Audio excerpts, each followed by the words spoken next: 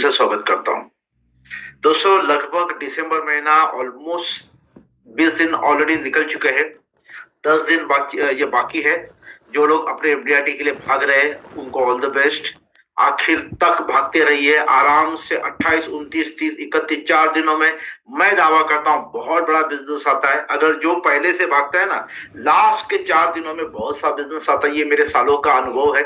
आपका भी हुआ ऐसा ही अनुभव होगा जो लोग ऑलरेडी एफडीआरटी कर रहे हैं। और दोस्तों, आज कुछ नया सीखने की बात करते हैं। देखिए, नए साल की शुरुआत भी है और पुराने साल का एंड भी है। हम बराबर बीच में हैं। हम आज ऐसा कुछ सीखेंगे कि भाई बातों बातों में बीमा कैसे बेचा जाए। मतलब क्या है, बहुत बार क्या आप अपॉइंटमेंट लेकर जाते हैं तो अपॉइंटमेंट मतलब होता है कि अपॉइंटमेंट जब मांगते हो तो लोग फिर ये होता है, लोगों को लगता है भाई उसको बुलाना चाहिए नहीं बुलाना। अब बातों बातों में कैसे बीमा बेचा जाता है। हालांकि ये टॉपिक मैंने बाकी सब इस पर लिया था, बाकी वेबिनार में लिया हुआ है, लेकिन ये आपके सामने शायद नहीं आया है, तो मुझे लगता है कि इसको लेना चाहिए। बातों बातों में बीमा कैसे बेचे, आइए देखते हैं बातों बातों में बीमा कैसे बेचे इस श्रृंखला में। बीमे की बात आसानी से कैसे करें, आज का टॉपिक है बीमे की बात आसानी से कैसे करें। सो दोस्तों, आइए जानते हैं बीमे की बात आसानी से कैसे करें। मैं आपको दावा करता हूं जितने भी अभिकर्ता है जिनको लगता है ना बीमा बेचना बहुत कठिन काम है, मैं ये भी दावा करता हूं उन्होंने अभी तक बीमे को कुछ समझा ही नहीं। मैं मानता हूं बीमा बेचना बहुत आसान काम है। मैं मानता हूं बीमा बेचना बड़ा आसान काम है, बशर्ते कुछ बातों का आपको ध्यान में रखना होगा। आसानी से बिकता है। जिनका पहले का बहुत सारा बीमा है वहां पे भी बीमा आसानी से बिकता है। आपको कुछ ऐसी बातों का इस्तेमाल करना है जो सुनकर सामने वाले के कान खड़े हो, जो सुनकर सामने वाले के कान खड़े हो ना बल्कि बंद हो। जनरली 90% एजेंट क्या बोलते हैं उनमें, सर नमस्कार, थोड़ा मैंने एलआईसी का एजेंसी लिया है, उसके बारे में आपको आपसे बात करनी है। सामने वाला पहला ही भाग जाएगा, नहीं बोलेगा। ऐसा बोलो कि वो आदमी आपकी बात सुनने के लिए तैयार होगा। अब देखिए, मैं एक एग्जांपल देता हूँ। मैं रहता हूँ मुंबई में, यहाँ से आगे नाला सोपारा एरिया में। नाला सोपारा एरिया में मेरे क्लाइंट जिनका अपॉइंटमेंट मेरे स्टाफ ले रहे थे, 5 बार स्टाफ ने फोन किया। वो बोलता अभी मैं बिजी हूँ, अभी ये हूँ, अभी वो हूँ, अभी ये हूँ। अभी स्टाफ को मैंने कहा छोड़ो यार, मैं ही कॉल करता हूँ। और मैंने कॉल लगाया, आज ही कॉल लगाया। मैंने कहा वैभव भाई बहुत बहुत बधाई हो, आप बहुत बिजी हो यार, अच्छा खासा पैसा कमाओ यार, हमें तो अच्छा लगता है, हमारे क्लाइंट बहुत तरक्की कर रहे हैं। वैभव भाई बिलीव करिए, आप बिजी है परिवार के लिए और उसी परिवार के लिए एक ऐसा जबरदस्त आइडिया लाया हो वैभव भाई, आप देखोगे तो बड़े खुश हो जाओगे। बिलीव करिए, भुलेश्वर मार्केट में जहां पे वैभव भाई भी आते जाते रहते, उस मार्केट में नामचीन लोगों को मैंने ये प्लान बताया और सबको बढ़िया लगा। वैभव भाई ऐसा कमाल का प्लान अगर आपके हाथ से छूट गया तो जिंदगी भर आप मुझे कोसते रहोगे। इतना बढ़िया प्लान है, आप लो ना लो बात की बात है, मेरा फर्ज है आपको अवेयर करने का। मैं ऑलरेडी विरार को कल आ रहा हूँ 3 बजे, तो मैं 1 घंटे में फ्री हो जाऊंगा। 4 बजे मैं आपके साथ आकर चाय पीना चाहता हूँ। लेना न लेना बात की बात, एक बार जान लीजिए, जिंदगी खुश हो जाएगी। हेलो, मैंने फोन नहीं किया, मैंने उसको ना व्हाट्सएप पे मैसेज डाला। तो सामने वाला आदमी जो 5 बार मेरे स्टाफ को उसने पोस्टपोन किया, तो उसने कहा ठीक है अभिजीत भाई, आप विरार आ रहे हो तो आ जाइए, खाली एक मुझे कॉल करिए तो मैं मेरे ऑफिस में रहूंगा। मतलब अपॉइंटमेंट मांगना कला है ना ये। जो आदमी मेरे स्टाफ को 5 बार ना बोला तो मैंने ऐसा कुछ बोल दिया कि वो हाँ हो गया। इसका मतलब क्या है, क्लाइंट बीमा निकालने के लिए तैयार नहीं है ऐसा नहीं है। क्लाइंट के कानों पर ऐसी कोई बात नहीं जाती जिससे वो बीमा निकालने के लिए तैयार हो जाए। तो वही सीखना बहुत छोटी सी बात है। ये तो मेरे हिसाब से पहले दूसरे साल या 5वें साल 5 साल के अंदर के एजेंट के लिए है, लेकिन मैं दावा करता हूं जिनको 20-25 साल हुए ना, वो लोग भी गलती करते हैं, तो उनके लिए भी आज का टॉपिक बहुत मायने रखता है। सो बीमे की बात आसानी से कैसे करें, बस यही हमको सीखना है। देखिए, सबसे पहले बीमे की बात आसानी से कैसे करें। दोस्तों, सबसे पहले always talk in easy and understanding language. मैंने थोड़ा हिंदी और इंग्लिश ये हो गया। हमेशा क्लाइंट के साथ जितना हो सके आप इजी और अंडरस्टैंडिंग लैंग्वेज में बात करिए। देखिए, अगर वो आदमी सामने वाला आदमी को अंग्रेजी का इश्यू है तो don't talk in English, English में बात ही मत करिए। जितना हो सके साधारण हिंदी में बात करिए, साधारण हिंदी में बात करिए। और मैं तो उल्टा आपको बताता हूँ अभिजीत, देखिए मैं भी हमेशा आपके साथ टेक्निकल में ज्यादा बात ही नहीं करता हूँ, आपके साथ सरल और सहजता से बात करता हूँ, क्योंकि मैं टेक्निकल आदमी हूँ। मुझे टेक्निकल मैंने काफी कोर्सेस भी किए, मुझे आइडिया भी है, लेकिन मुझे पता है मैं वो टेक्निकलिटी आपके सामने रखूंगा, आपको वो कहते हैं 10 मिनट में हमारा वो जो लिंक टूट जाएगा, 10-15 मिनट में आप एक जगह पे मैं एक जगह पे, ऐसे होता है। क्योंकि always talk in easy and understanding language. Technical आपको क्या पता है, सरेंडर वैल्यू कैसे निकालते हैं, आपको क्या लेना देना है, आपको तो एक मशीन, एक वो सॉफ्टवेयर में एंट्री मारो तो एक झटके में आता है, तो उसका कोई जरूरत ही नहीं। कुछ लोग सिखाते सरेंडर वैल्यू कैसे निकालते हैं, अरे एजेंट को क्या, हाँ मैंने सिखाया, मैं ये नहीं बोलता वो गलत है, लेकिन एजेंट को अभी क्या जरूरत है, एक एंट्री मारो तो एक झटके में सरेंडर वैल्यू निकलता है। So always talk in easy and understanding language, सामने वाले को समझ में आए इस लैंग्वेज में बात करो। देखिए आप कितने पढ़े लिखे, आपने कितना ट्रेनिंग किया, आपने कितना, आपका एजुकेशन लेवल हाई है, उससे कोई मायने नहीं रखता। अगर आपके सामने एक नॉर्मल क्लाइंट है, आपको नॉर्मल क्लाइंट से नॉर्मल बात करनी पड़ेगी, सबसे पहला रूल। क्योंकि अगर कोई माँ बड़ी बड़े डॉक्टर है, वो अपने बच्चे के साथ वो डॉक्टर लैंग्वेज में बात नहीं करती, वो उसको अले ले ले मेरा बेटा ऐसे करके बात करती है। सो आपका ये लेवल कितना अप है उससे कोई लेना देना नहीं है, आपको क्लाइंट के लेवल से और उसके अंडरस्टैंडिंग के हिसाब से बात करनी, नंबर वन। नंबर दो, always talk according to clients requirement, उसकी रिक्वायरमेंट के अनुसार बोलिए। हेलो, उसकी रिक्वायरमेंट के अनुसार बोलिए। बिलीव करिए, अगर ये हाथ है, बराबर है, ये हाथ है, ये ऐसा ऐसा घूम रहा है और ये हाथ ऐसा ऐसा घूम रहा है, उल्टा पुल्टा नहीं चलेगा ना। ये दोनों हाथ अगर एक साथ घूमेंगे ना, ये दोनों हाथ एक साथ घूमेंगे तो ही मैच होगा। वही है, क्लाइंट का रिक्वायरमेंट और आपका प्रेजेंटेशन मैच होना चाहिए। सो वो आपको दिमाग में रखना है। तीसरा, always talk on small concept, छोटे छोटे कंसेप्ट के आधार पर बोलिए, छोटे छोटे कंसेप्ट के आधार पर बोलिए। दोस्तों बिलीव करिए, मैं मानता हूं छोटे से कंसेप्ट होते हैं, आदमी प्लान भूल जाता है, आदमी प्लान भूल जाता है, आदमी को कितना कितना भरना, कितना मिलेगा वो भी उसके दिमाग से निकल जाता है, लेकिन उसको याद रहता है कंसेप्ट। मैंने एक बार एक क्लाइंट को ये कहा था, सर ये पेन, मैंने वो रिटायरमेंट के लिए बात कर, सर ये पेन देखिए, आप सबको भी बोलता हूँ, सर ये प्लेन पेन, बराबर है सर, देखा जाए तो ये कम से कम 400 रुपए का पेन है सर, ये पेन जब तक इंक है ना तब तक चलेगा, और जिस समय इंक खत्म होगी ना इस पेन की कोई वैल्यू नहीं होगी। 90% लोग क्या करते हैं, पेन को बाजू में रख देते हैं, ये पेन को बाजू में रख देते हैं, नया पेन लेते, नया पेन लेते। सी सर, मैं एक चीज कहता हूँ, ये पेन मतलब क्या, ये आपकी हमारी जिंदगी है, ये आपकी हमारी जिंदगी, और बिलीव करिए इसमें रिफिल में जो इंक है ना, इंक वो हमारी इनकम है। हम खर्च कर रहे हैं, हम खर्च कर रहे हैं, हम हमारी जिंदगी में बच्चों का एजुकेशन लिख रहे हैं, हम हमारी जिंदगी में हमारे बेटी का शादी लिख रहे हैं, हम हमारी जिंदगी में रोज का खर्चा लिख रहे हैं, बच्चों को जब पैसे चाहिए हम फटाफट वो लिख कर दे रहे हैं। ऐसा एक समय आएगा जब ये इंक खत्म हो जाएगी, एक समय आएगा ये इंक खत्म हो जाएगी, उस समय इस पेन को भी ऐसे ही बाजू में फेंका जाएगा। ये हमारे साथ भी होने वाला है भविष्य में। प्लीज, इंक तो खत्म होने वाली है सर, आज नहीं तो कल खत्म होने वाली है। आज मैं उस इंक को रिफिल करने आया, जैसे 60वें साल में ये इंक खत्म हो जाएगी ना, दोबारा रिफिल की जाएगी और दोबारा इस पेन का इस्तेमाल किया जाएगा। आज आप महीने का ₹1,00,000 कमा रहे हो, मैं ऐसा कुछ करता हूं कि आपको आपको 60 साल के बाद एक महीने का 50, 60, 70 हजार की इनकम आराम करके आ जाए। दिस इज व्हाट रिफिलिंग, ये रिफिलिंग होता है सर। पेंशन पेंशन बीमा बीमा छोड़ दो, आप अपनी इनकम को रिफिलिंग करो। यूज द वर्ड, आप अपनी इनकम को रिफिलिंग करो आफ्टर योर रिटायरमेंट, ताकि जब तक आयु है या आपकी जिंदगी है, ये बराबर वो लिखते जाएगी।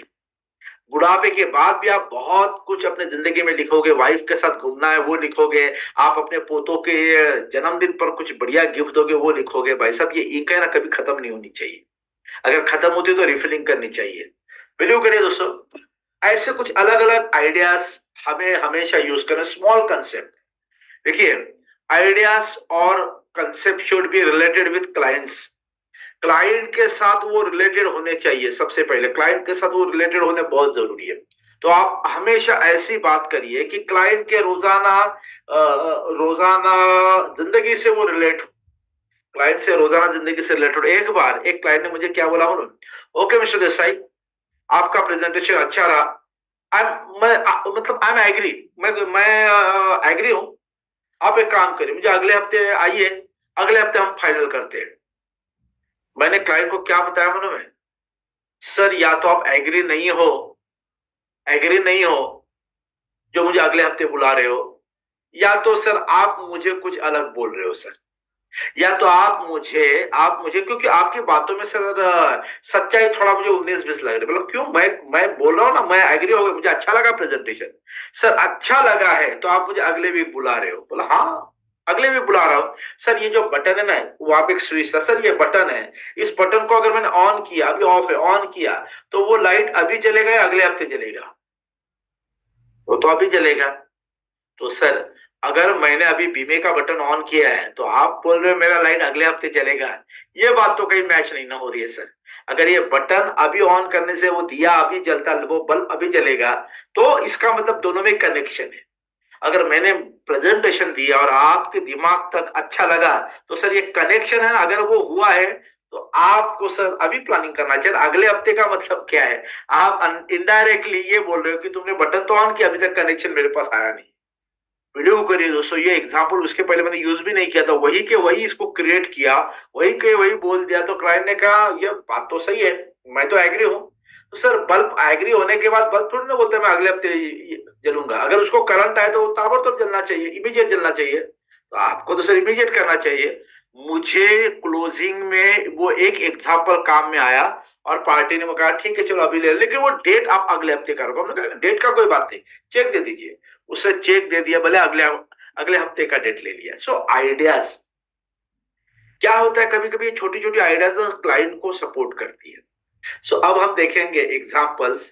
पॉकेट कंसेप्ट, मैं हमेशा कहता हूं पॉकेट कंसेप्ट का रोजाना यूज करिए, ड्रॉअर कंसेप्ट का रोजाना यूज करिए, शू कंसेप्ट का रोजाना यूज करिए। आज चलते चलते मैं और वाइफ हम लोग ये क्या बोलते हैं,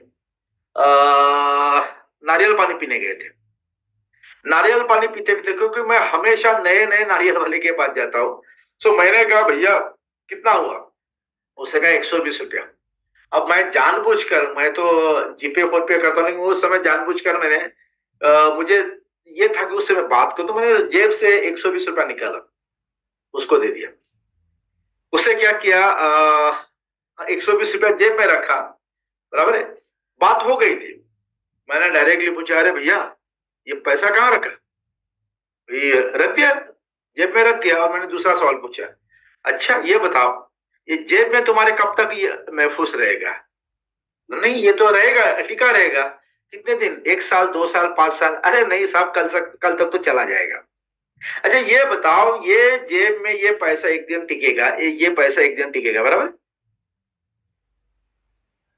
तो मुझे एक चीज बताओ, अब देखो मैं एग्जाम्पल के यहाँ पे मैंने वो एग्जाम्पल दिया है, ये देखो थोड़ा थोड़ा एनिमेशन का समय कम पड़ गया। पॉकेट कंसेप्ट, सर ये 2 पॉकेट है, बराबर है, ये आपकी पॉकेट है, ठीक है। इसमें ना ये आपकी पॉकेट है, आपने 100 रुपया डाला, बराबर है। 100 रुपया डालेंगे तो कब तक टिका रहेगा? क्लाइंट बोलेगा अरे ये तो कल तक टिका रहेगा। ओके, यहां से पैसा खर्च या चोरी हो सकता है। जी हाँ, यहां से खर्च भी होगा या चोरी भी हो सकता है। अच्छा 100 रुपया डालने के बाद 100 रुपया ही रहता है ना? हाँ भाई, 100 रुपया डालने के बाद 100 रुपया ही रहेगा।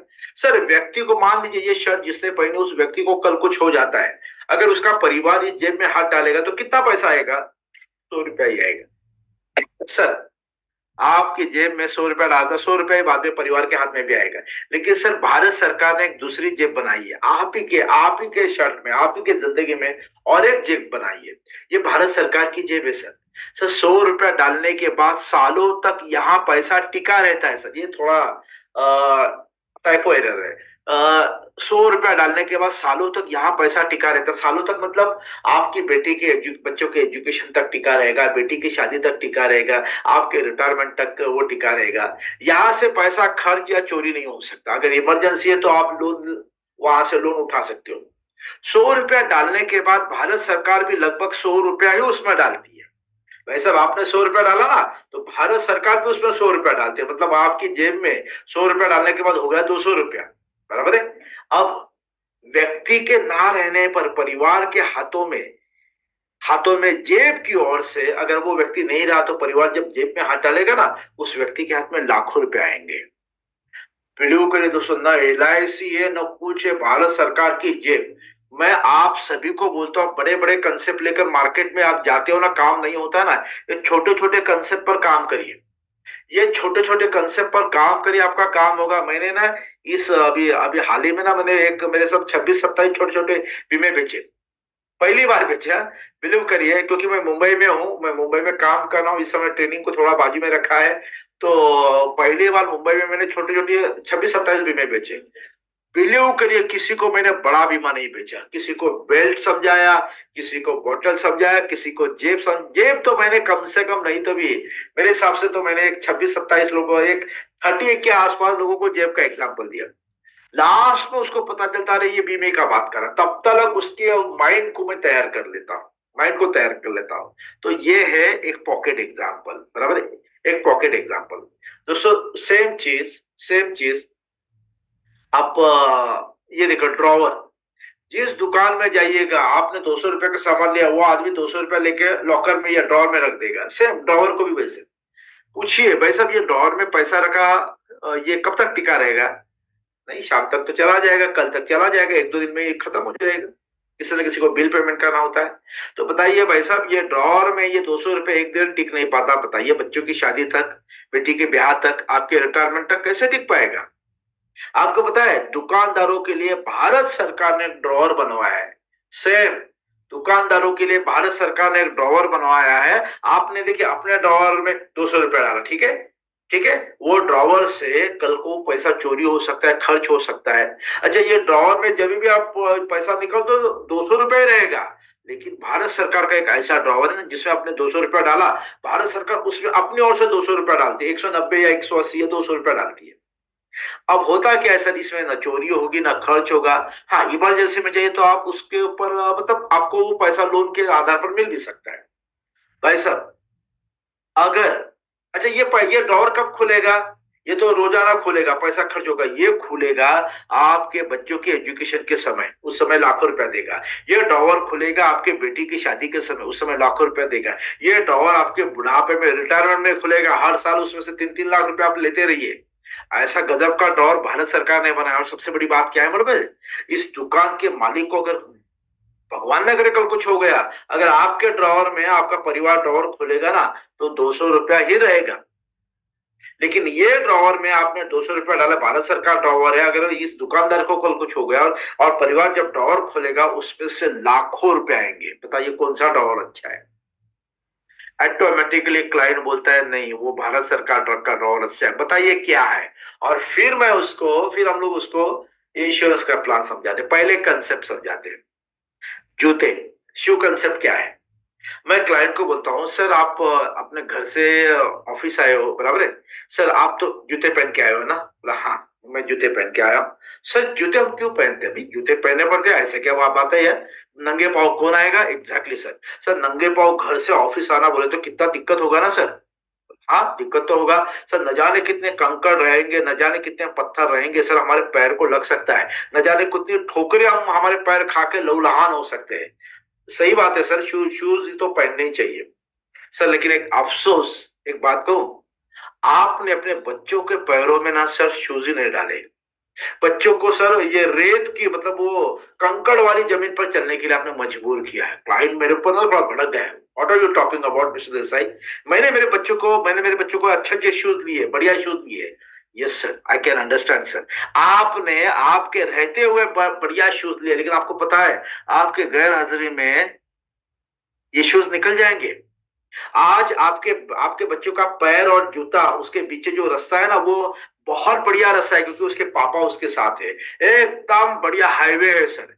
लेकिन जैसे पापा उसकी जिंदगी से निकल जाएंगे ना भाई साहब, जो रोड आएगा ना वो कंकड़ भरा होगा, पत्थर भरा होगा, न जाने कितने कांटे रहेंगे, न जाने कितनी कितनी लोहे के ऐसे पार्ट रहेंगे जो लहूलुहान कर सकते हैं। और हाईवे जैसे रोड पर, मक्खन जैसे रोड पर जूते हैं, और जब कांटों पर चलना होगा ना, उस समय जूते नहीं रहेंगे भाई साहब। आई am talking about the income. Sir जूते मतलब क्या है सर? जूते मतलब परिवार को बचाना, that is nothing but a insurance. Sir हमारे एब्सेंस में बच्चे ऐसी जगह से चलेंगे जहां पे न जाने कितने कंकड़ होंगे, कांटे होंगे, और वो भी बगैर जूते के। इनडायरेक्टली सर आपका बीमा नहीं है तो आपने यही किया है। बिलीव करिए, shoes, what is shoes? Shoes is nothing but आपके जिंदगी के साथ भी आप आसानी से चलिए और आपके जिंदगी के बाद भी परिवार आसानी से चले। That is the main. क्योंकि आपका परिवार और प्रॉब्लम के बीच में ये शूज आएगा sir. And life insurance nothing but the shoes. छोटा सा एग्जाम्पल काम कर गया है, छोटा सा एग्जाम्पल वहां पे काम कर गया है। तो मेरा कहना ऐसा ही है कि भाई साहब आप है ना छोटा छोटे एग्जाम्पल के माध्यम से मार्केट में काम करते जाइए। देखिए काम होता है, और कुछ एग्जाम्पल आप क्रिएट करिए, कुछ एग्जाम्पल आप क्रिएट करिए। सो ये मायने होता है। अब देखिए, ये पॉकेट वाला तो मैंने अभी आपको बताया। हाँ, बीमे की बात आसानी से कैसे करें?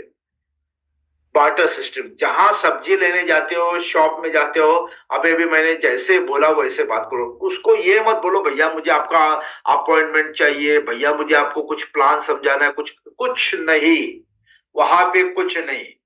भैया को एक बोलिए भाई साहब सब्जी का कितना हुआ, वो बोलेगा 100 रुपया।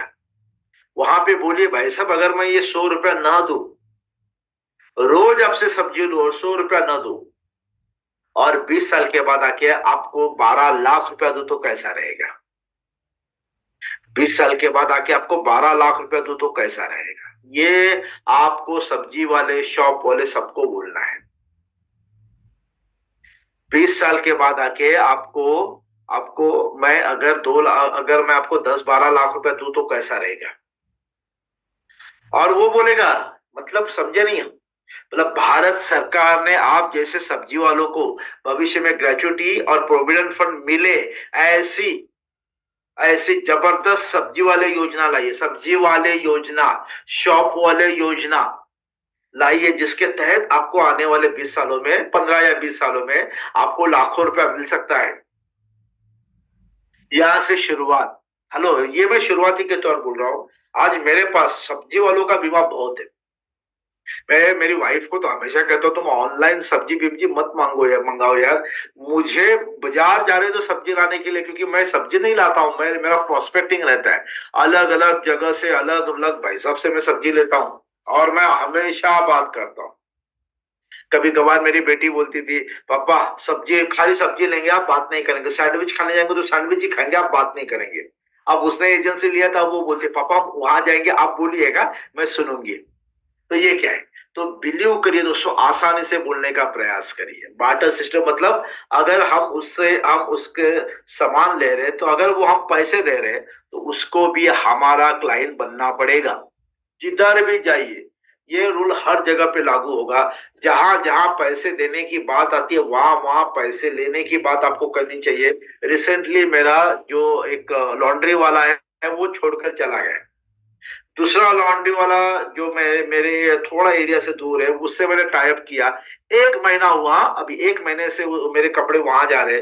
उस लॉन्ड्री वाला ने जीवन लाभ प्लान मुझसे ले लिया, 5,000 रुपया महीना, 60,000 साल का। अब 60,000 का 35% आप ये गिनो कितना हो जाएगा। स्टार्ट भी हो गया उसका बीमा। जहां आप जाइए वहां बीमे का बात करिए प्लीज। ये बार्टर सिस्टम कहता है। बार्टर सिस्टम ये कहता है कि जिस जिस जगह पे आप फाइनेंस का डील करोगे वहां बीमे की बात करिए। हम लोग रिसेंटली खाना खाने गए, 1-2 दिन पहले एक होटल में खाना खाने गए। होटल में खाना खाने गए, खाना खाने के बाद जो वेटर बिल लेके आया, तो वेटर ने कहा सर बिल। मैंने कहा मैं ये काउंटर पे कौन बैठे? बोला हमारे मालिक है, मैं वहां पे बिल दूंगा, ये आपका टिप रखिए। मैंने उसको टिप दे दिया और बिल देने में काउंटर पे गया। पहले मैंने काउंटर वाले को कहा सर मानना पड़ेगा आपके यहाँ पे सर फूड फूड बड़ा अच्छा लगता है, और हम लोग सर अक्सर आते रहते हैं, आज आपको देखा बस मैंने कहा ये आपको दे देता है। और मैंने तुरंत कहा सर आपने अपने होटल की एक बात सुनी है? आपको आपको पता है आपका होटल आपसे बात करता है। बोलो क्या बोल रहे हो? बोला, आपका होटल आपसे ये बात करता है कि होटल आपको भविष्य में 1 करोड़ रुपया आपके लिए, आपके निजी खर्चे के लिए, आपके रिटायरमेंट के लिए देना चाहते हैं, लेकिन आप वो बात सुन ही नहीं रहे हो। What are you talking about? उसे क्या what are you talking about?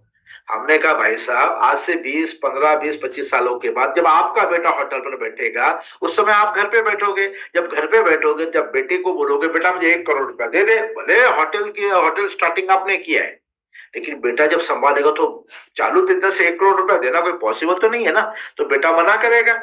तो भाई साहब आपके अपने खर्चे रहेंगे कि हर बार बच्चे के पास मांगेंगे, हाथ फैलाएंगे, और जिस हाथ में जिंदगी भर दिया वो हाथ फैलाएंगे। तो मुझे क्लाइंट वो होटल वाला बोलता है तो इसका और इसका क्या संबंध है? बोले भाई साहब आपका होटल आपको 1 करोड़ रुपया देना चाहता है। बोले कैसे? भारत सरकार होटल के साथ मिलकर आपको 1 करोड़ रुपया देना चाहती है। कैसे? उसे कहा कैसे? फिर मैंने कहा सर अभी इस समय तो मैं बिजी हूँ, विद फैमिली हूँ, एक काम करते हैं 1 2 दिन के बाद मैं इसी एरिया में आ रहा हूँ, एक बार आपसे मिल लेता हूँ। हाँ आइए बताइए कैसे। ये क्या है?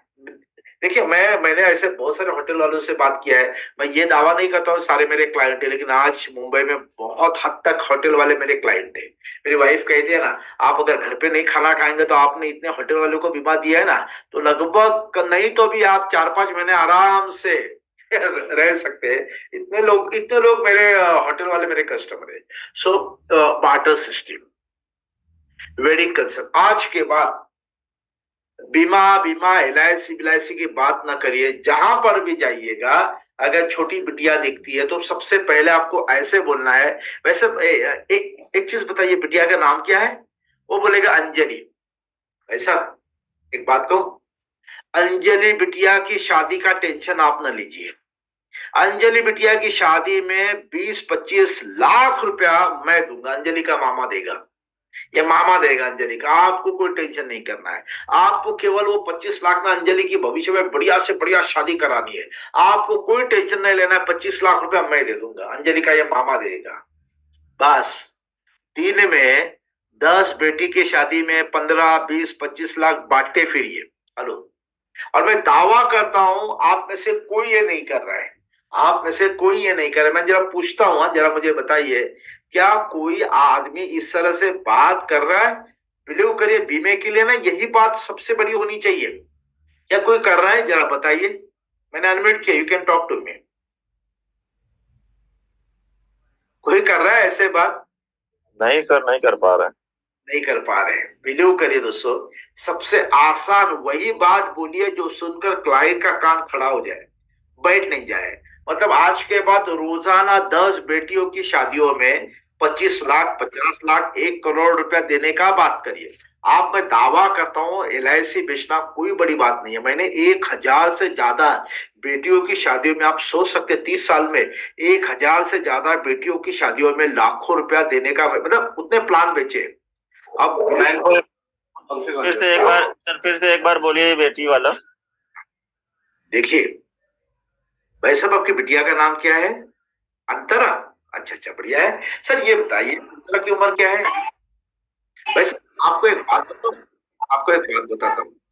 आपको है ना अंतरा के भविष्य की कोई चिंता नहीं करनी। अंतरा बिटिया की शादी के लिए एजुकेशन और शादी का पूरा जिम्मा सर आप ना उठाइए, मैं उठाता हूँ। अंतरा का ये मामा उठाएगा, टॉप मामा, अंतरा का मामा उठाएगा। और बिलीव करिए उसके एजुकेशन के लिए मैं 15 लाख रुपया दूंगा, और अंतरा की शादी के लिए मैं 25 लाख रुपया दूंगा।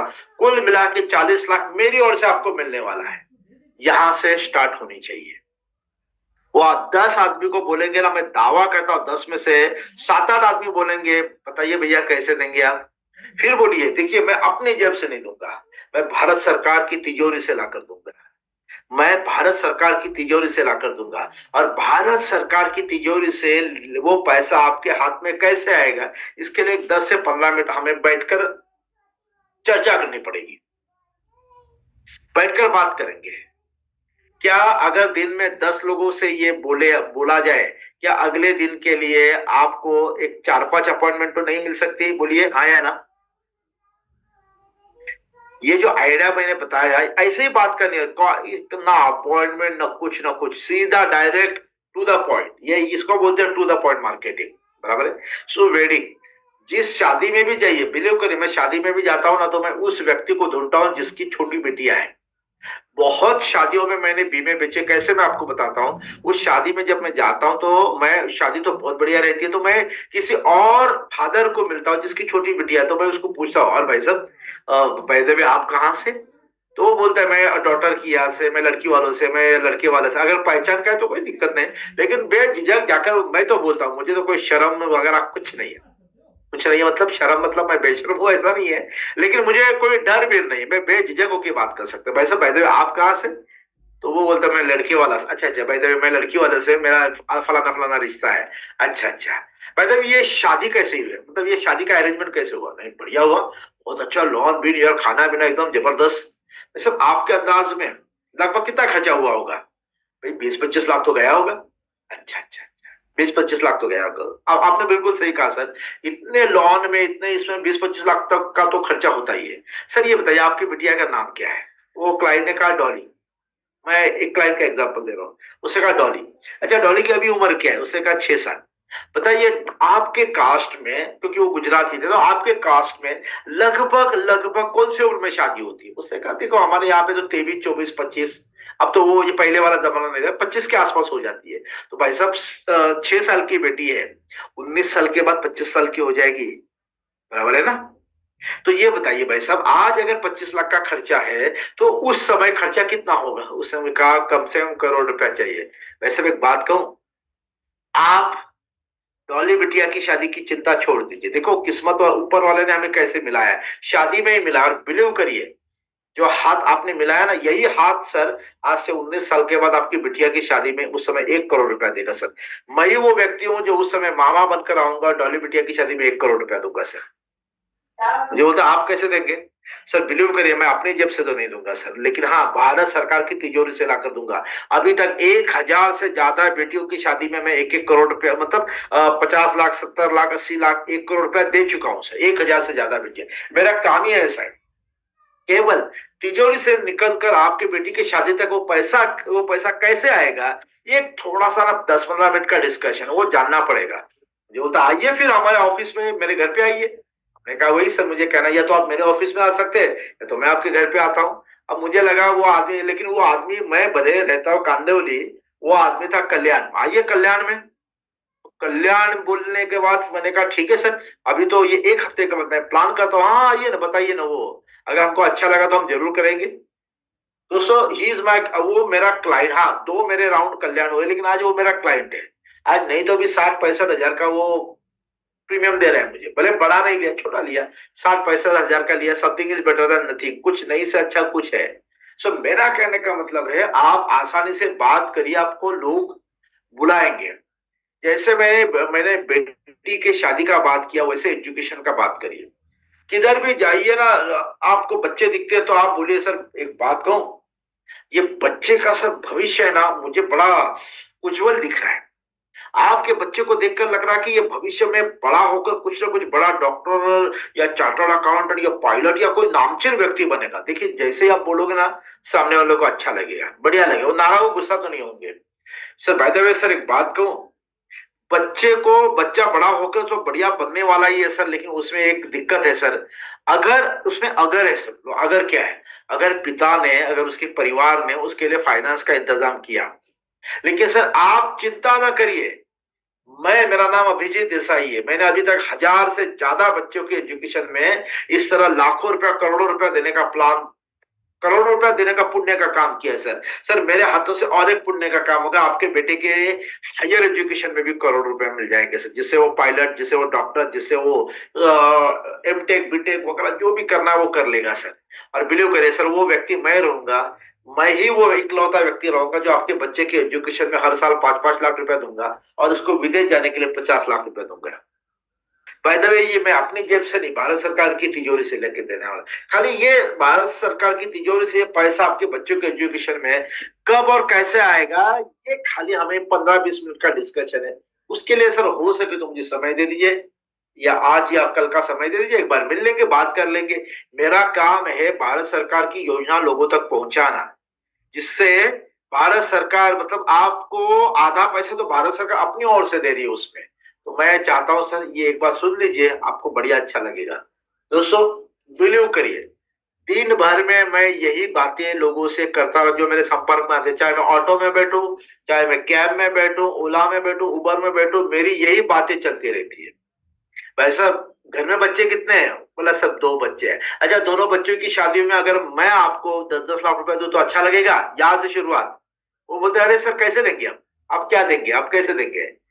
यहां से शुरुआत। बिलीव करिए दोस्तों, आपको लगता होगा बीमा बेचना बड़ा ये है, लेकिन नहीं यार, एकदम आसान है।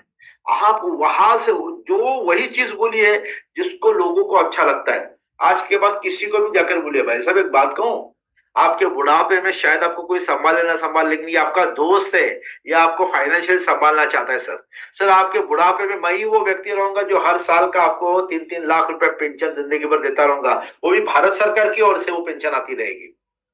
एक लाइन है यार, एक लाइन। आपका वेडिंग, आपका एजुकेशन, आपका रिटायरमेंट, सारे प्लान इसमें आराम से बिक जाएंगे। ये एक लाइन आपको बोलना है। हेलो, एक लाइन बोलना है। चलिए मैं आप में से किसको मैं बोलूंगा, क्योंकि मैं ही बार बार बोल रहा हूं। चलिए, मुझे भी वेडिंग के बारे में संजय श्रीवास्तव जी आप बोलिए। मान लीजिए आप कहीं गए हैं और वहां पे एक पिता है जिसके साथ साथ में एक 4-5 साल की बिटिया है, आप कैसे बोलेंगे? ये संजय जी आप बताइए। 1 मिनट में आपको अनम्यूट करता हूं, अनम्यूट हो जाइए आप। संजय श्रीवास्तव जी, हाँ सर बोलिए। जी नमस्ते सर। बोलिए।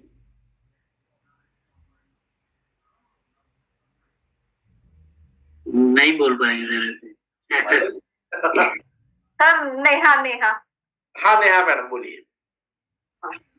अगर मैं किसी की शादी में गई हूँ तो मैं आज तक प्रयोग नहीं किया है, कल जाने वाली हूँ शादी में, तो शाबाश। कल ही मैं ये प्रयोग करने वाली हूँ। अगर शादी में जाएंगे तो कोई जो माता पिता बैठे हैं उनके साथ छोटी बिटिया है, तो उनसे बात करने का, बोलने का कि आपकी लड़की का नाम क्या है, तो वो बोलेंगे कि मेरे लड़की का नाम जीजा जीजा है। तो जीजा तो बोलने का कि आपको जीजा नहीं है, ये शादी में कितना खर्चा आया होगा, ऐसे पूछने का। इतना अच्छा शादी किया है तो कितना खर्चा आया होगा, तो वो बोलेगा कि 10 लाख 20 लाख जो भी है बोलेगा।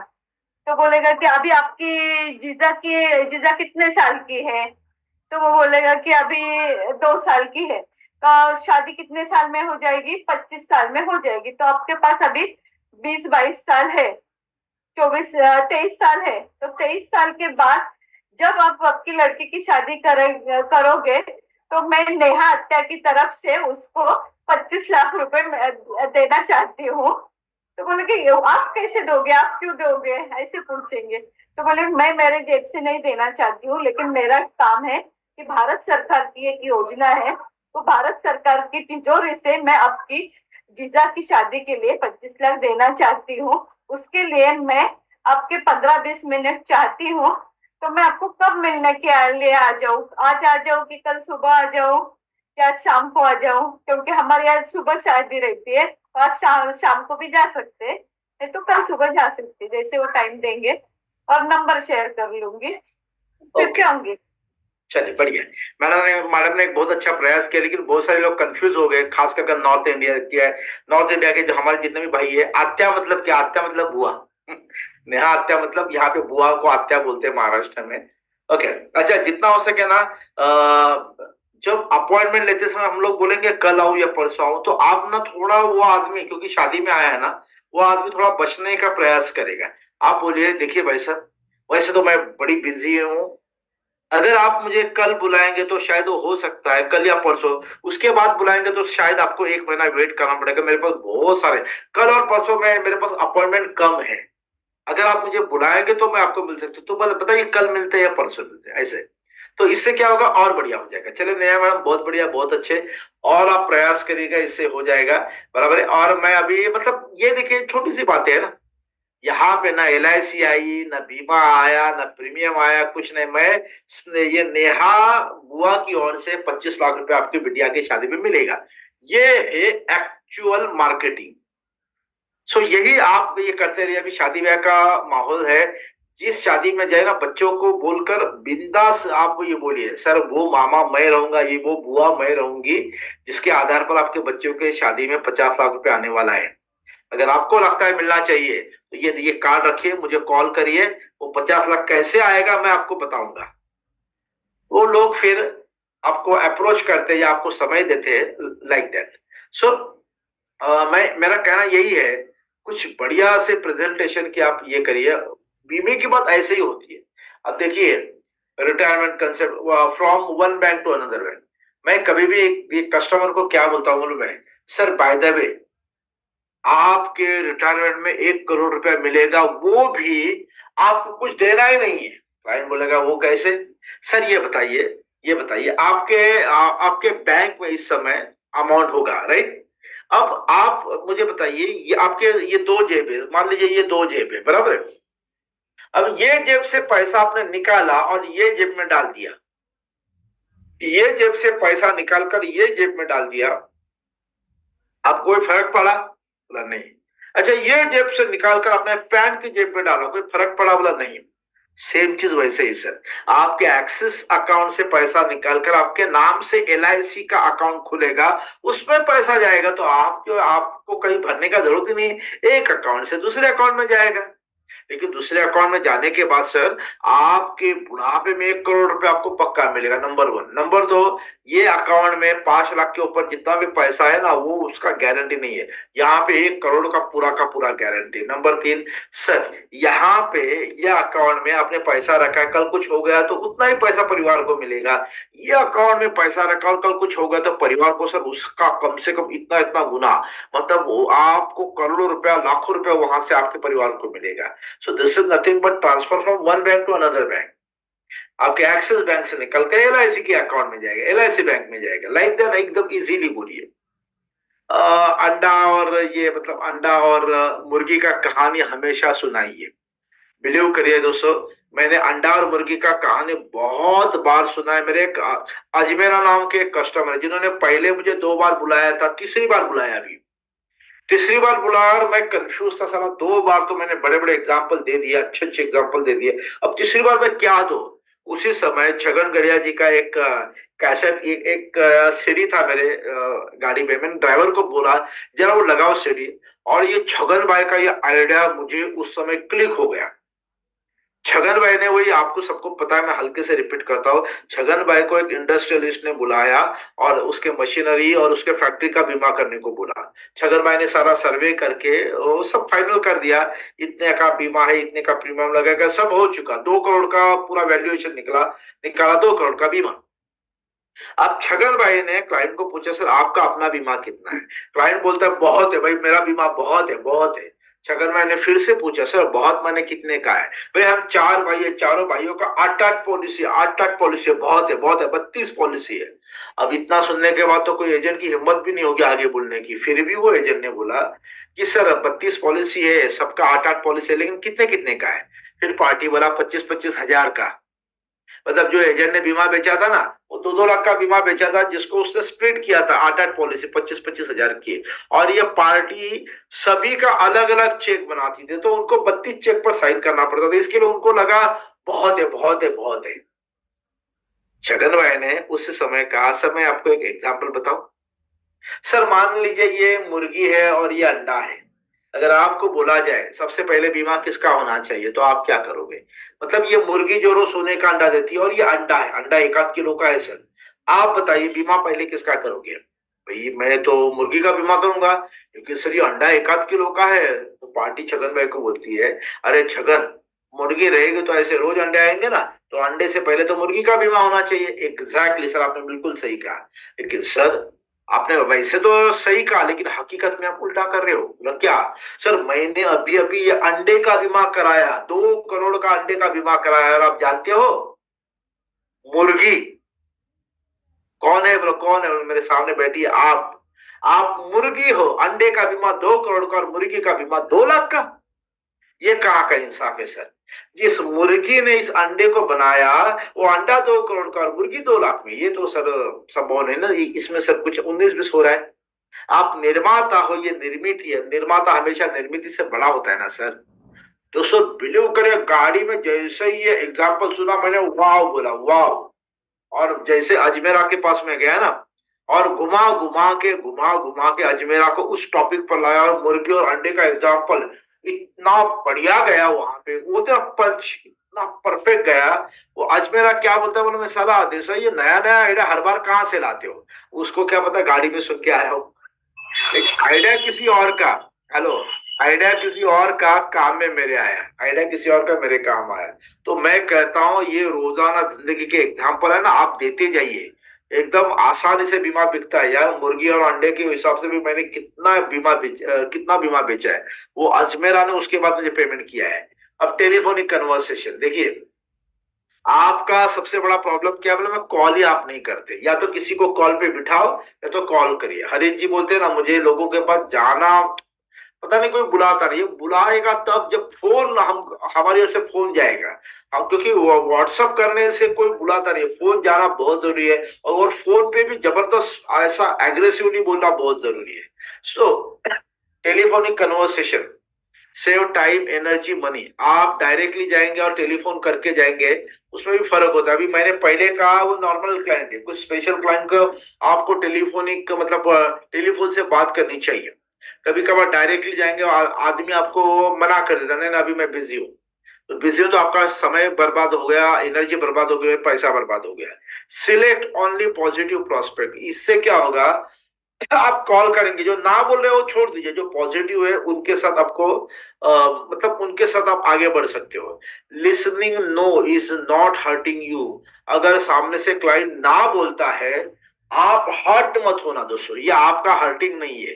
उस समय वो आदमी जिस पोजीशन में है, उस पोजीशन में वो आपको मिल नहीं सकता, इसीलिए वो ना बोल रहा है। आपको लगेगा उसने मुझे मिलने से इनकार कर दिया और मैं हर्ट हो गया, नहीं। जिंदगी का बहुत बड़ा गलती आप करोगे अगर आपको ये लगेगा कि उसने ना बोला और मैं हर्ट हो गया। नेवर, उस समय के उस पोजीशन के लिए वो मना। मेरे एक क्लाइंट ने मुझे बोला था, मतलब 14 दिन पहले उसने मुझे कहा था नहीं आई एम नॉट इंटरेस्टेड, और मैंने 14 दिन के बाद फोन किया। मैं क्लाइंट ने कहा यार मैंने आपको मना किया था फिर भी आपने फोन किया। मैंने कहा सर जानबूझकर किया। बोलो क्यों? जिस समय ना बोला था सर, उस समय की आपकी कंडीशन शायद कुछ और होगी, और 14 दिन बीत गए सर, आज आपकी कंडीशन कुछ और होगी। तो मेरा काम है आपको पीरियोडिकल अपडेट करना, आपको पूछना। अभी भी ना है तो कोई दिक्कत नहीं सर, मैं कुछ एक आध महीने के बाद फिर से आपको करूंगा, आपकी पोजीशन अच्छी हो गई होगी। क्लाइंट ने कहा भैया आइए, भैया आइए। क्लाइंट जब मैं मिला ना, तो क्लाइंट ने उसके मैनेजर को कहा यह आदमी को मैंने ना बोला था ना। उसके बाद यह आदमी इतना पॉजिटिव है कि उसने 14 दिन के बाद मुझे फोन किया और यही बोला मेरा ना उस समय था जिस समय पता नहीं मेरे ऊपर क्या प्रॉब्लम, इनको पता नहीं ना मैंने ना क्यों बोला। तो इन्होंने यही सोचा कि हो सकता है मैं ऐसे माहौल में होऊंगा जहां पे वो मैं मिलना नहीं चाहूंगा, इन्वेस्टमेंट करना नहीं चाहूंगा। अब 14 दिन के बाद माहौल मेरा बदल गया होगा, इसलिए उन्हें फोन किया। देखिए पॉजिटिव इसको बोलते हैं। ये अपने सारे स्टाफ को, अपने सारे मार्केटिंग के लोगों को ये बताइए, उसने अपने मैनेजर को कहा। सो ये होता है, right. In one day you can talk to more than 100 people. So मैं नहीं बोल सकता हूँ, यू कैन मतलब आपके स्टाफ बोल सकते हैं। मेरी जो स्टाफ है ना वो मोर देन 100, उसका हाईएस्ट डे है, उसने 213 लोगों से बात किया था एक बार। सवेरे 9 बजे लग गए थे, शाम को मेरे सबसे 7 बजे तक 213 लोगों से फोन पर बात किया उसने। माय गुडनेस, क्योंकि वो मास्टर है, उसको बोलने की हैबिट है, मुझे हैबिट नहीं है। लेकिन मैंने क्या किया, जो मेरे अंदर का जो काबिलियत नहीं है ना, तो ऐसे काबिल व्यक्ति को मैंने काम पे लगा दिया जिसका काम है फोन करना। सो से ज्यादा लोगों को हम फोन कर सकते हैं। अब फोन कैसे करना है, अब देखिए मास्टर एंड टेकिंग अपॉइंटमेंट, एक तो अनजान लोगों से और एक जानकार लोगों से। नमस्कार, क्या मेरी बात मिस्टर पाठक जी से हो रही है? अनजान व्यक्ति है। अब पाठक जी, जी हाँ बोलिए, मैं ही पाठक बोल रहा हूं।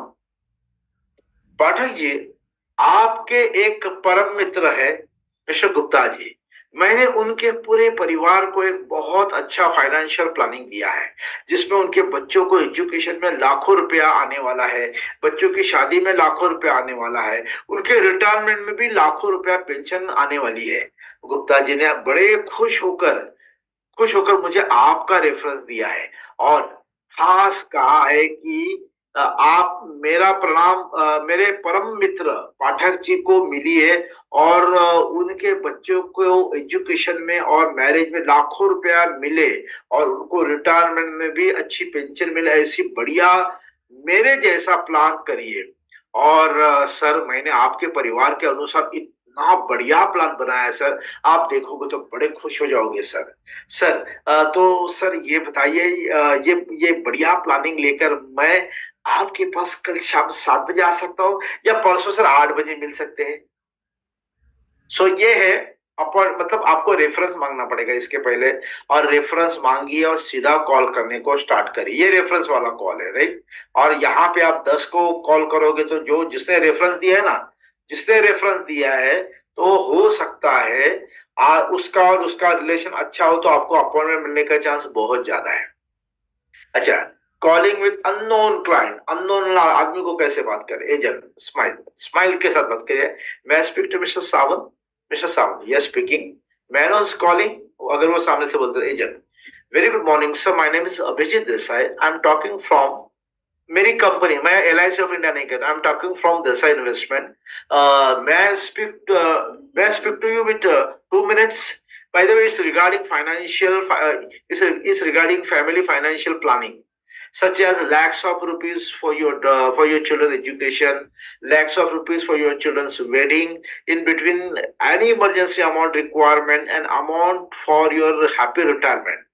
Sir, I have a wonderful concept regarding this. I am sure you will be definitely like this. Sir, you will plan or not plan. मतलब आप plan लो या ना लो, is a different thing, but you will come to know so many ideas regarding your family tips. आप अपने परिवार के सपनों के बारे में बहुत सारे आइडियाज आप जान लोगे. So with this beautiful idea, should I come to meet you tomorrow evening or day after tomorrow morning? Mr. Mr. Sawant, sorry, I'm not interested. अगर वो कहता है, it's all right, sir, no issue, sir. Very nice to talk to you. You have any problem regarding insurance and investment? Please feel free to call me. Please save my number, sir. My name is Abhijit Desai. Kindly save my number. If client, मतलब client ने ना बुला तो, if clients agree for appointment, one day after tomorrow morning. आज दिन sir morning 10 o'clock, अगर उसने परसों का अपॉइंटमेंट किया है तो sir morning 10 o'clock will be okay और 11 o'clock? मॉर्निंग फाइनल हुआ तो मॉर्निंग में सर 9 बजे चले गए, 10 बजे मिलेंगे, 10 बजे चले गए, 11 बजे मिलेंगे।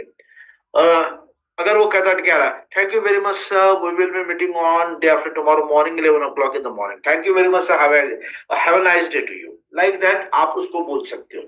तो ऐसे ना दिन भर में कॉल करिए यार, आपने कॉल करते तो कोई काबिल व्यक्ति को कॉल पर रखिए।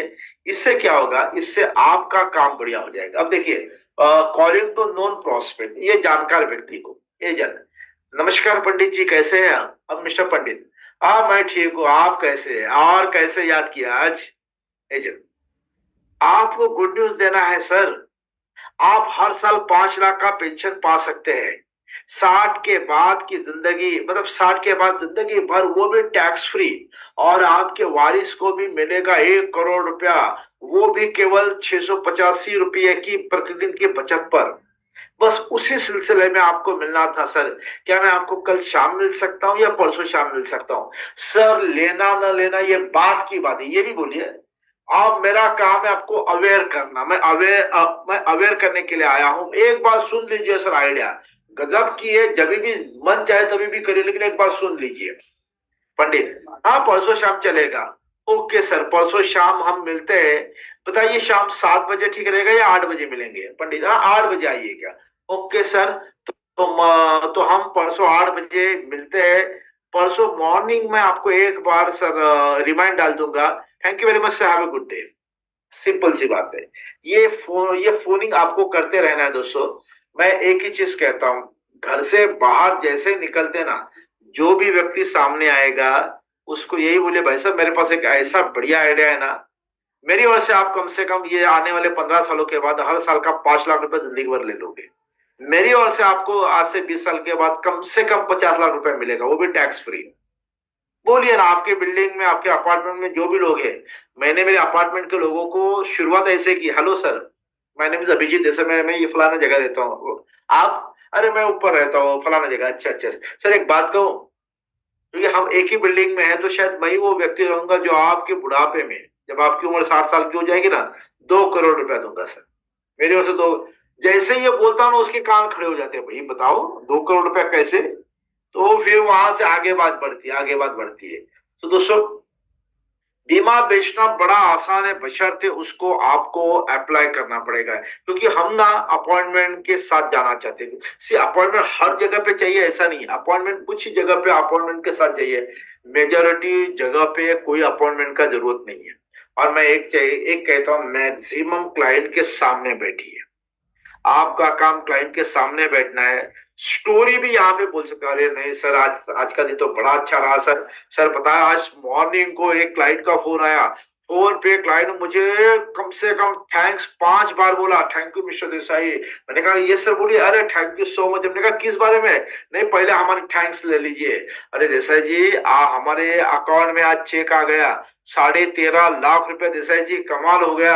अरे हमारी बेटी की शादी अगले महीने है और आगे 1 महीने पहले 13.5 लाख। अब गहनों का टेंशन नहीं, शादी का टेंशन नहीं, बराबर है। बिटिया की शादी में हम तो कुछ बेचने का सोच रहे थे, लेकिन हमारा अभी कुछ बचेगा, मतलब कुछ बेचने की नौबत नहीं आएगी। Thank you so much Desai ji, ये आपकी वजह से हुआ। मैंने कहा सर मेरी वजह से क्या हुआ? ये तो आज से 19 साल पहले आपने, जब आपकी बिटिया उस समय 4 साल की थी ना, उसी समय आपने मुझे बुलाकर प्लानिंग किया था। और सर उस समय आपके पास पैसे भी नहीं थे, कैसे कैसे जुगाड़ करके योजना एक बार चालू कर दी, क्योंकि एक बार चालू होने के बाद तो उसको बराबर किया जाता है। तो सर मैं इसका श्रेय आपको देता हूं। मैं 10% अगर आप मुझे देंगे तो चलेगा, 90% सर आपका है। और वो बोले नहीं देसाई जी ये तो आप थे, इसके लिए ये योजना चालू रही। ऐसे न जाने कितने बीमे हमने निकाले और वो बंद पड़ गए, लेकिन आप वो रेगुलर वो लेते रहे और आपकी वजह से बचत होता गया। देखो बेटी की शादी में 13.5 लाख रुपए आ गया। भाई साहब वो इतने खुश थे, क्या बताओ। आज का दिन तो मेरा बड़ा अच्छा लगा सर, बड़ा अच्छा लगा। इन हाथों ने न जाने कितने बेटियों की शादियों में लाखों रुपया देने का बड़ा पुण्य का काम किया है। सर भाई देव एक बात बताओ, आज मैं आपके पास आया हूं ना सर, मेरे मन से दिल से इच्छा है सर, आपकी बिटिया के ब्याह में भी मेरी ओर से कम 25 लाख रुपए आना चाहिए।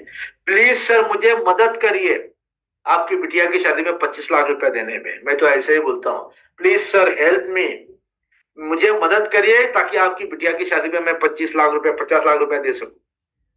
क्या होता है मतलब में दोस्तों, माहौल को बनाना बहुत जरूरी है, माहौल को बनाना बहुत जरूरी है।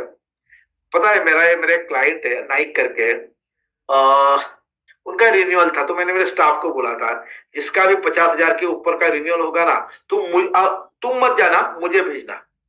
खास मैंने कहा इसका इसका इसका मुझे भेजना।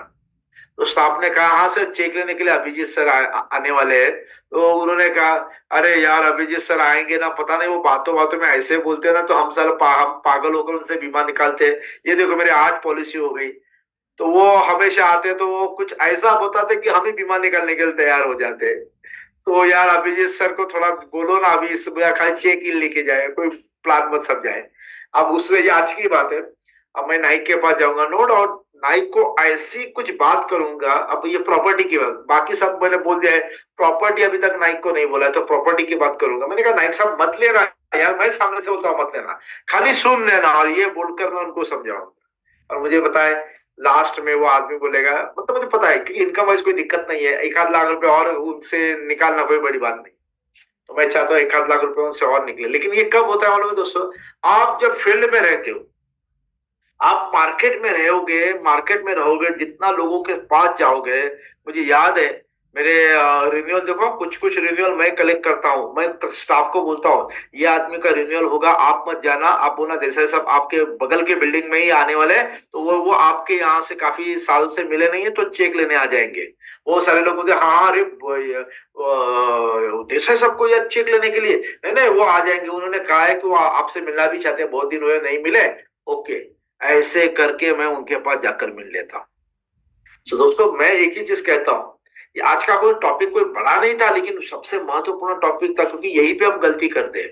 हमारी गलती यहीं पे होती है, एकदम नॉर्मल चीज को हम बड़ा महंगा बनाते हैं, नॉर्मल चीज को महंगा बनाते हैं, बराबर। मतलब बीमा बेचना बहुत आसान चीज है, लेकिन उसको बड़ा भारी बनाते हैं। सो आज ये आसानी से बड़े आसानी के टिप्स के साथ अगले 10 दिन पूरा जोर लगाइए। जिनका भी एमडीआरटी के आसपास आए हो, जोर लगाइए, आपका एमडीआरटी हो सकता है।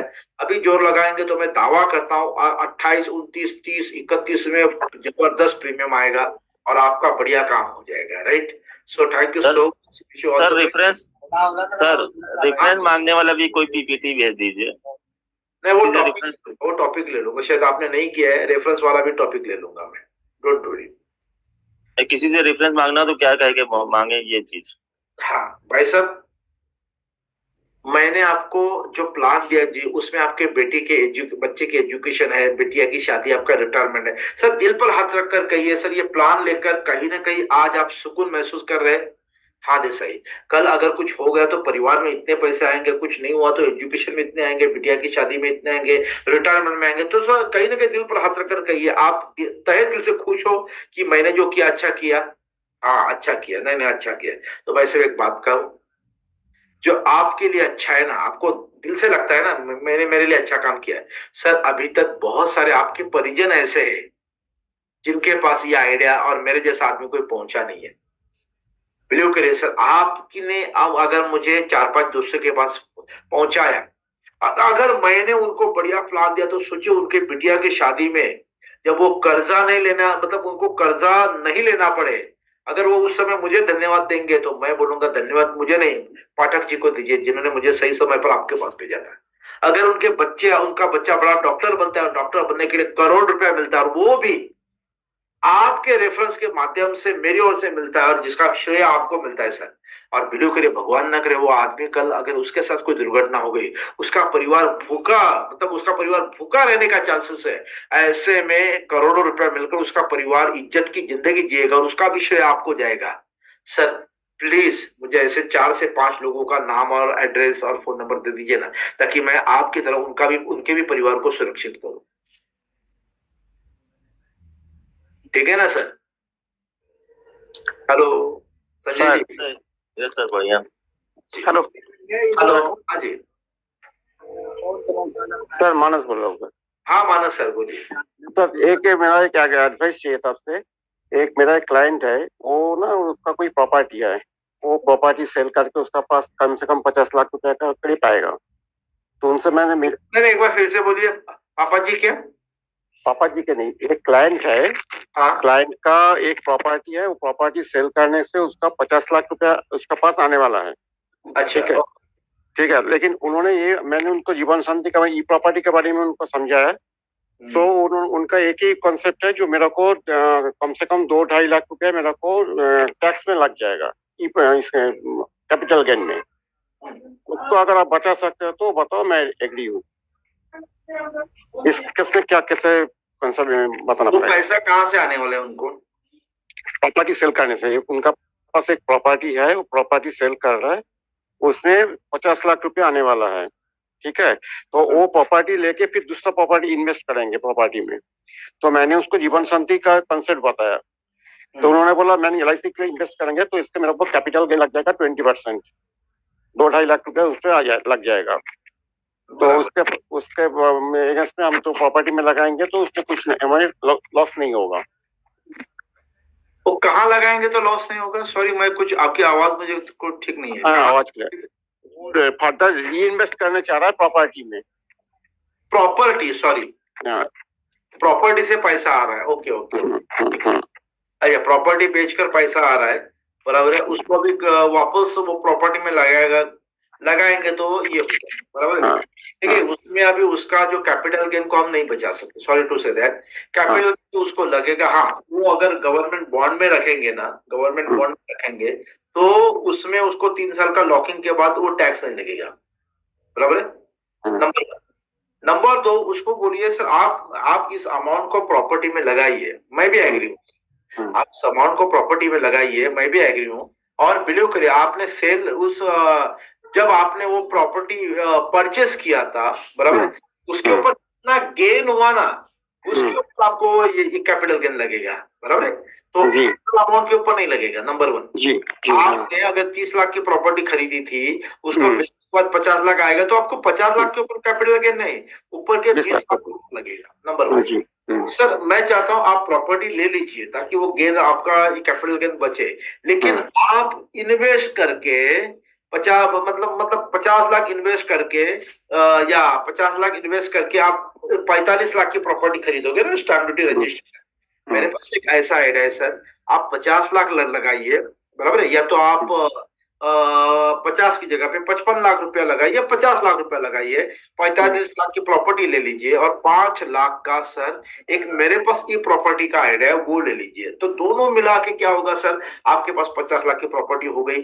सर अगर मान लीजिए कल कुछ हो जाता है, देखिए कुछ नहीं होना चाहिए लेकिन कल कुछ हो गया, तो आपने जो 45 लाख की प्रॉपर्टी खरीदी है ना, उसको इमीडिएट बेचने जाएंगे तो सर वो घाटे में बिकेगी, वो तो 40 में बिकेगी, 5 लाख का नुकसान हो जाएगा, बराबर है। और सर यहाँ पे अगर मान लीजिए यहाँ पे अगर कुछ हो जाता है, मतलब अगर यहाँ पे कुछ हो जाता है, सो हमारी प्रॉपर्टी में आपने 5 लाख लगाया ना, यहाँ से तकरीबन 80 लाख रुपया आ जाएगा सर। तो क्या ये बैलेंस होता है सर, वहां का लॉस यहाँ पे बैलेंस, कुछ नहीं हुआ तो वो भी एप्रिशिएट हो जाएगी, ये भी एप्रिशिएट हो जाएगी। अच्छा इसके ऊपर वो प्रॉपर्टी के ऊपर को रेंट आएगा वो टैक्सेबल होगा, इसका रेंट आएगा वो टैक्स फ्री होगा, इसका रेंट वो टैक्स फ्री होगा, बराबर है। उसका रेंट वेरिएबल हो सकता है, इसका रेंट गारंटेड है, भारत सरकार की गारंटी के साथ आ जाएगा। वैसे कंपैरिजन करके दिखाइए, ये मत बोलिए कि आप प्रॉपर्टी में मत जाइए। हो सके तो ये, हाँ मतलब अगर उसको कैपिटल गेन से बचना है तो उसको बोलिए कि सर ये ऑप्शन है। अगर वो जीवन शांति में डालकर जीवन में वाकई शांति ले लीजिए सर, क्योंकि उसके ऊपर जो ब्याज मिलेगा ना, ब्याज से आप दुनिया को, मतलब दुनिया में जो करना है ब्याज से करिए, कैपिटल से मत करिए सर, प्रिंसिपल से। 5 लाख से सर 80 लाख कौन सा कैसे कह रहे हैं? 5 लाख लगा के 80 लाख कैसे? बीमा दोनों मिला के। LIC का कोई भी प्लान, LIC का कोई भी प्लान, देखो 1 करोड़ के 6 लाख आता है ना प्रीमियम, 1 करोड़ के लिए 6 लाख प्रीमियम होता है, ऐसे। चलिए, हेलो सर, विक्रम पवार बोल रहा हूँ। हाँ विक्रम जी बोलिए। मैं एक अनाउंसमेंट करना चाहता हूँ आपकी परवानगी से। अभी बोलिए। सब लोगों को प्रणाम मेरा। विक्रम पवार बोला हूँ, सांगली जिला महाराष्ट्र से। अभी देसाई साहब के आशीर्वाद से मैं दूसरी बार MDRT बनने जा रहा हूँ। और अब मेरे दोस्त आए सिद्धेश्वर कॉलेज में, उनसे मेरी बात होगी 6 बजे। अभी शाम डटते मैंने उनके डूबते सूरज के साथ उनसे बात की, मैं बनने जा रहा हूँ। अभी मेरा टोटल का 6-7 लाख बचा है, वो भी हो जाएगा और आज फिक्स हो गया। और मैं अभी देशक्रणी हूँ कि जिन्होंने मुझे इस तरह बनाया कि ऑनलाइन मिलने को आना चाहता था मैं, लेकिन मम्मी की तबीयत की वजह से मैं नहीं आया फरवरी को। लेकिन इस वर्ष में फरवरी की पहले हफ्ते में साहब से मिल रहा हूँ और साहब को मैं प्रणाम करता हूँ, आप सबको प्रणाम करता हूँ। और मेरे मित्र गिरीश भाटकर जी नहीं है, उनसे भी मैं मिलके आया 2 महीने पहले, घर पे जाके बिटे आया और उनका भी आशीर्वाद मिलने को है। आप सबका मैं शुक्रिया गुजार करता हूँ। हिंदी मुझे बोलना नहीं आता, मराठी बोलते थी, लेकिन आप सबको मैं प्रणाम करता हूँ और सबका आशीर्वाद मेरे से बने रहे, ऐसे चाहता हूँ। विक्रम जी ने इस समय MDRT ऑलमोस्ट इंट्रोड्यूस ये कर रहे हैं। सो बढ़िया है विक्रम जी, लास्ट मोमेंट तक भागिए, कोई भी प्रॉब्लम आता है फोन करिए, हम लोग आपको सपोर्ट के लिए होना चाहिए। ऑलमोस्ट हो चुका है आपका, बहुत बड़ी बात है। सो सुनकर अच्छा लगता है। बाकी के लोगों से भी मैं चाहूंगा आप लोग भी गुड न्यूज सुनाइए। अभी भी 10 दिन है हमारे हाथ में, शस्त्र को, गांडीव को न फेंकिए, अभी भी युद्ध का मैदान चल रहा है, अभी भी बहुत बीमे आने बाकी है, राइट। इसी के साथ बहुत बहुत धन्यवाद, शुभरात्रि, all the best to you, thank you.